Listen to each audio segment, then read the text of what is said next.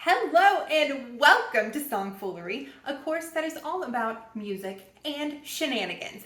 I am so glad you're here. My name is Ginny Tutton. I am a musical expert and also chief orchestrator of shenanigans here at Songfoolery.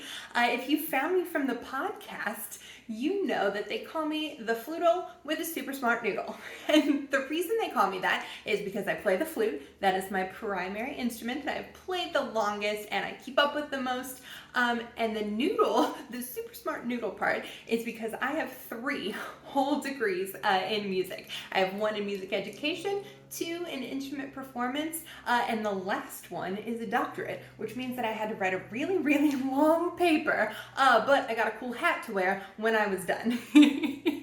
So, over the next 7 days, I am going to teach you my absolute best tips and tricks for fast tracking your musical progress while you are having the absolute most fun possible. All right, and I'm going to start with my very best tip today. That tip, if you want to learn music, or really if you want to learn anything, is to work on building intrinsic motivation. So you're going to want to play just because playing is fun. Now, let me give you a couple of examples here.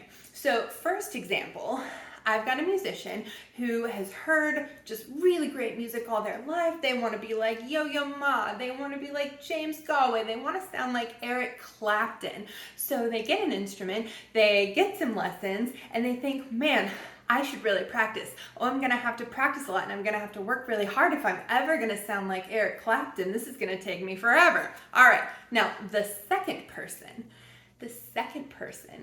sees their instrument and just really, really, really wants to play. Their fingers itch to get a hold of the keys. Their voice itches to sing a new song. And they're spending their downtime at work and in the grocery line thinking about what fun thing they're going to get to play next. Now, that first person is doing their best. That first person is great. They schedule time to practice. They might even play a scale or 2, but after a little while, it gets old when they realize just how long they're going to have to practice to sound like Eric Clapton. Now, the second person puts a Stouffer's lasagna in the microwave, speed unloads the dishwasher, and then gets out their flute to play Patsy Cline's Crazy just because it's fun. They also have time to practice their 2 new guitar chords and still has time left over to hop on in and make a salad before the microwave goes ding. Now, that, of course, is a hypothetical story. It's not true, and probably no one has ever done it. Definitely not me. But anyways, which of those people do you want to be? How do you want to feel about music? If it's the second one, then you, my friend, are in the absolute right place.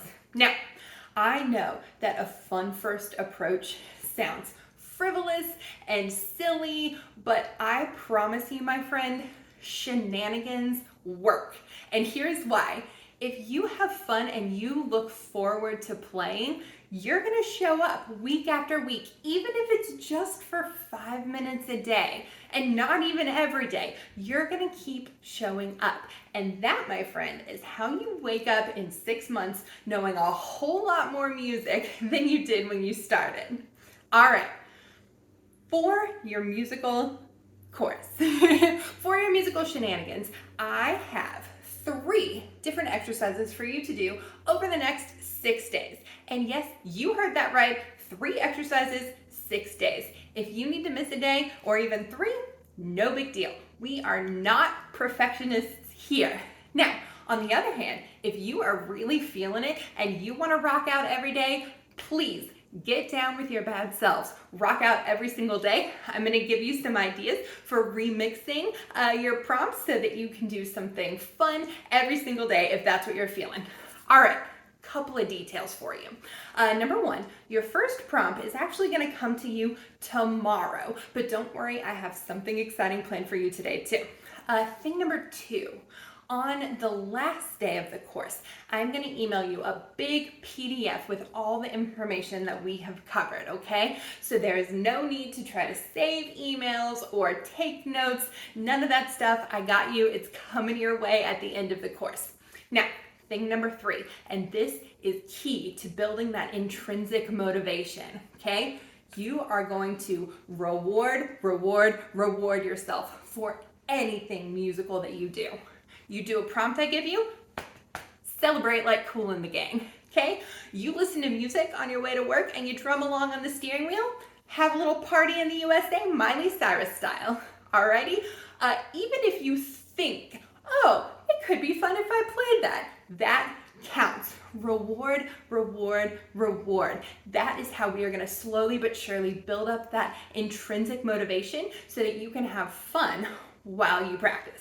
All right, are you ready for your bonus prompt of today? Your bonus idea is something that you can do while sitting on your tail feathers on the couch playing on your phone. Proof that you can be musical no matter what. And yes, you get a pat on the back for this. All right, so you are going to make me a playlist. Not a long one, just a short one. I'm talking 3 to 5 songs, and here's some ideas of what to put on it. Idea number 1, songs you like. Easy peasy. You like a song, it's allowed on the list.